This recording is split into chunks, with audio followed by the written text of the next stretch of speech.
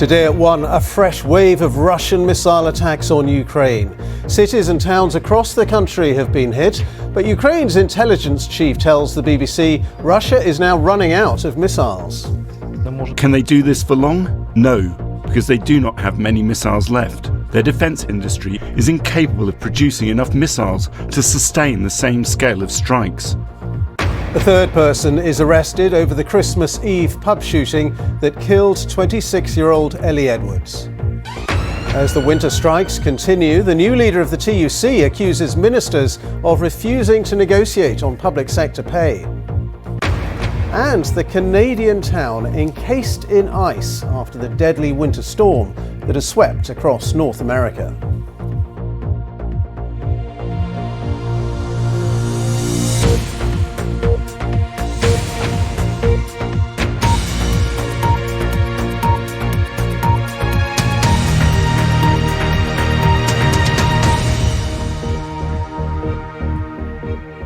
Good afternoon. Russia has launched a fresh wave of missile strikes on Ukraine in one of the biggest bombardments since the start of the war. The Ukrainian authorities say about 70 missiles were launched from air and sea. Many of them were intercepted. Even so, towns and cities across Ukraine have been hit. 90% of Lviv is without power and 40% of the capital, Kyiv. But the head of Ukrainian military intelligence has told the BBC Russia is now running out of missiles. Hugo Bechega sent us this report from Kyiv. On the outskirts of Kyiv, tears and anger. The front lines are far from here.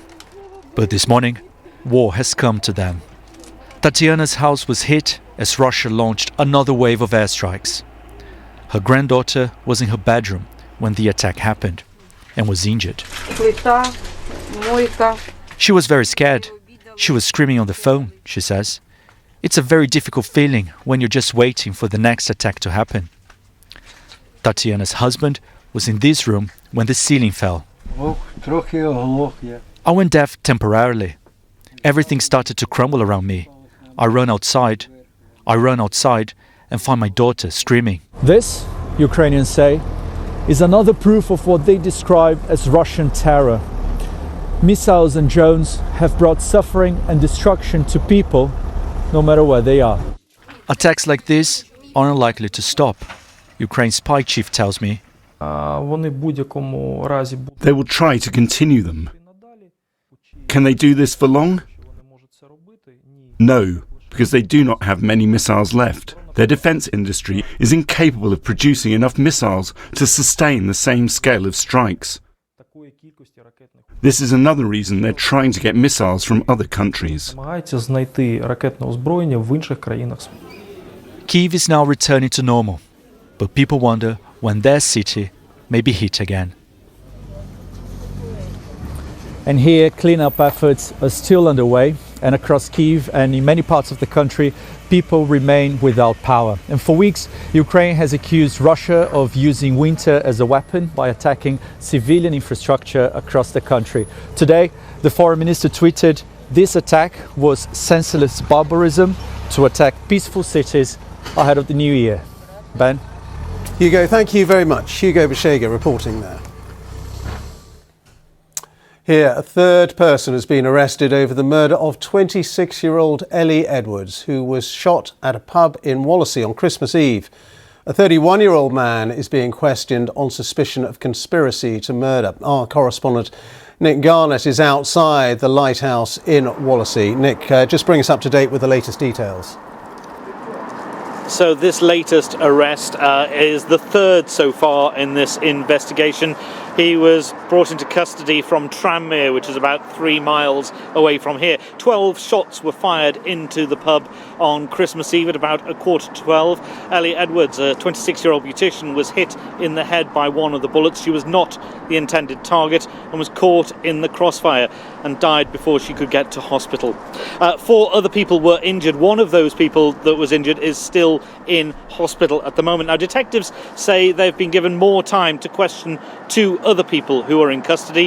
A 30-year-old man who's being questioned on suspicion of murder and attempted murder, and a 19-year-old woman who's being questioned on conspiracy charges. Now, the police say they are searching for a black car and also the murder weapon that was used in the attack. Nick, thank you. Nick Garnett reporting.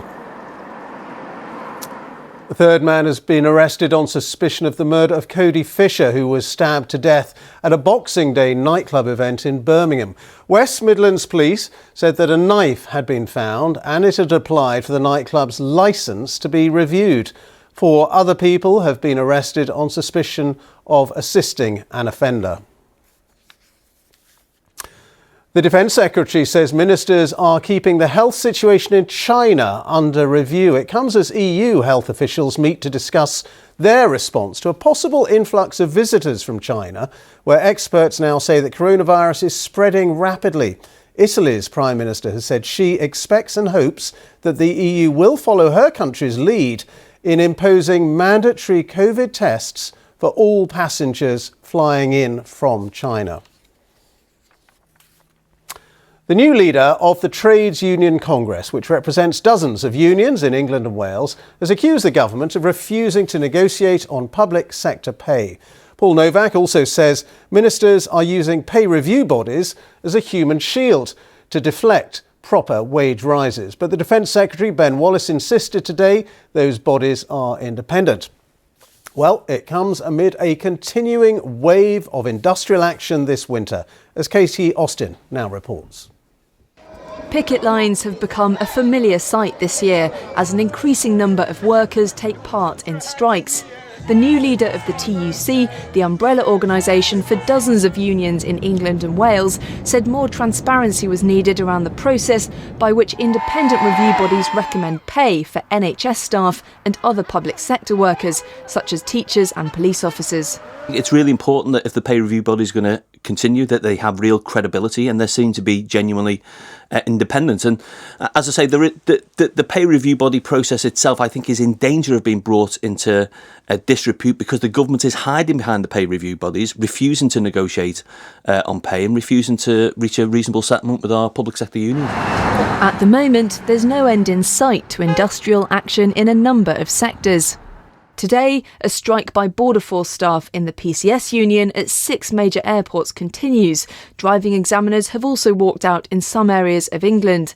Other action in the diary includes national strikes by rail workers in the RMT and ASLEF unions in the first working week of January, and also in January, more strikes involving ambulance workers and nurses.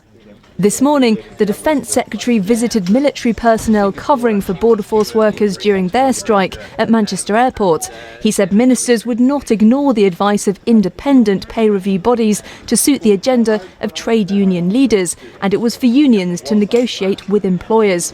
And he rejected any suggestion that the border was less secure when manned by the armed forces. Our borders are safe and secure. These individuals, the members of the armed forces that have come to help out when the strikes are on, are carrying out a very straightforward function, and of course backed up by computer systems and scans that allow us to identify people of worry coming into the country. The TUC boss said today he hoped compromise could be reached, but as things stand, the new year will bring further walkouts. Katie Austin, BBC News. Let's talk to our chief political correspondent, Nick Eardley, who's here with me now. Nick, so many groups of workers involved in industrial action this winter. In the last few days, has there been any sign of any kind of progress? Not when it comes to the public sector. The simple answer is no. And we've heard the Defence Secretary heating up the rhetoric again, really, in the past hour, telling broadcasters that the government wasn't going to be held to ransom on this. The ministers weren't prepared to go back to the 1970s with union leaders in Downing Street. The new leader of the TUC is saying, meanwhile, that ministers are sabotaging the talks by refusing to talk about pay. So it doesn't feel to me in any sense that there's been meaningful progress there. There has been more conversations about how these independent pay review bodies work. We heard the TUC saying they're being used as a human shield, being brought into disrepute. I think ministers are prepared to look at that next year, although exactly what looking at it would mean isn't completely clear. But on that key issue of pay, There's been no progress at all, no real movement from either side. And as things stand, the start of next year is going to look a lot like the end of this year, with a lot of industrial unrest. OK, Nick, thank you very much indeed. Nick Eardley there, our chief political correspondent. At least 19 people have been killed in a fire at a casino hotel in northwest Cambodia. Police say more than 400 people were in the building at the time. About 50 have been injured, with many of them in a critical condition. Aruna Iyengar has this report. Flames and smoke billowing out from the Grand Diamond City Casino in Phoi Phet, close to the Thai border. It's feared dozens may have died here on Wednesday night. Rescue workers say they saw people jumping from the building to escape flames. Others were huddled on window ledges. A group were also seen packed onto a rooftop. It's thought the fire started on the first floor but spread quickly along carpets and leapt through the multi-storey building. Firefighters from Thailand have been working with local Cambodian emergency services to contain the blaze. A Thai rescue team here in a stairwell put on masks and hoods before entering a smoke-filled corridor. Many victims were taken to hospital, amongst them Cambodians, Thais and Indonesians. Phoi Phet is a popular holiday destination for visitors from Thailand, where most forms of gambling are illegal. Casinos are a key part of Cambodia's tourism industry. This blaze follows 2 other fatal incidents in entertainment venues in Thailand and Vietnam this year. Aruna Iyengar, BBC News. Roman Catholic leaders around the world have joined Pope Francis in calling for prayers for his predecessor, Benedict XVI, whose health has taken a sudden turn for the worse. The current Pope visited the 95-year-old and said he is very ill. Our news correspondent Bethany Bell is at the Vatican for us. Bethany, just bring us your latest information. Well, we haven't heard anything official from the Vatican since yesterday. Pope Francis was the first to break the news, as you said, saying that former Pope Benedict, was very ill, and he asked Catholics around the world to ask God to sustain Benedict until the end, in his words, bearing witness to the Church until the end. We're told as well by the Vatican yesterday that Benedict is receiving constant medical attention and that his condition is under control, but it gave no more details than that. Now, Benedict is 95 years old. He's been in poor health for some time now, and people are watching very, very carefully to see what the coming days and hours may bring. Benedict, is interesting, became Pope in 2005. He was the successor of Pope John Paul II. He was an espouser of Catholic doctrine and became the first Pope to resign in 2013, saying he no longer had the physical and mental strength to run the Church. Bethany, thank you very much. This year has seen the number of people crossing the Channel in small boats rise to more than 45,000, with a record number of them from Albania, almost 13,000. The National Crime Agency says that over the last 12 months, Albanian drugs gangs in the UK have exploited the migrant crisis. Our Home Affairs correspondent June Kelly has this report. A terraced house in Hartlepool. According to police intelligence, it's been taken over by the drugs trade. This is one of a series of raids by the Cleveland Force targeting suspected organised crime operations. A 25-year-old Albanian man is arrested. He's also wanted by police in Kent. Any persons? At a second address, officers find a living room full of cannabis plants. Here there's another arrest. Again, the man is 25 and Albanian. He's also a suspected illegal immigrant. Both men have now been charged with cannabis production. Over a few hours in these and other raids, police seized drugs valued at almost £500,000.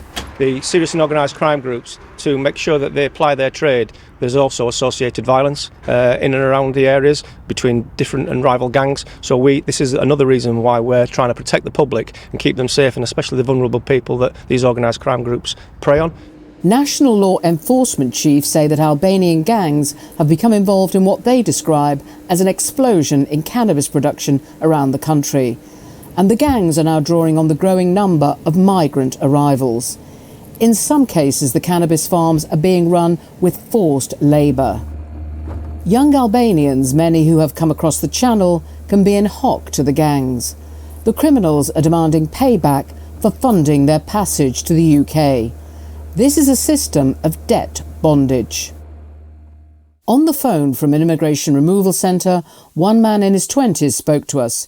He was prosecuted and convicted after being found working on a cannabis farm. I was in Belgium looking for work. Some Albanian men said that they would help me. I got into a lorry and I didn't know where I was going. I was trafficked into UK. The gang said I owed them £24,000 and they threatened to kill my family. I was told I had to work in a cannabis farm. I was beaten. If you didn't choose to come to the United Kingdom, why do you want to stay in the United Kingdom now? My life will be in danger if I go back to Albania. A charity is now helping him to fight deportation.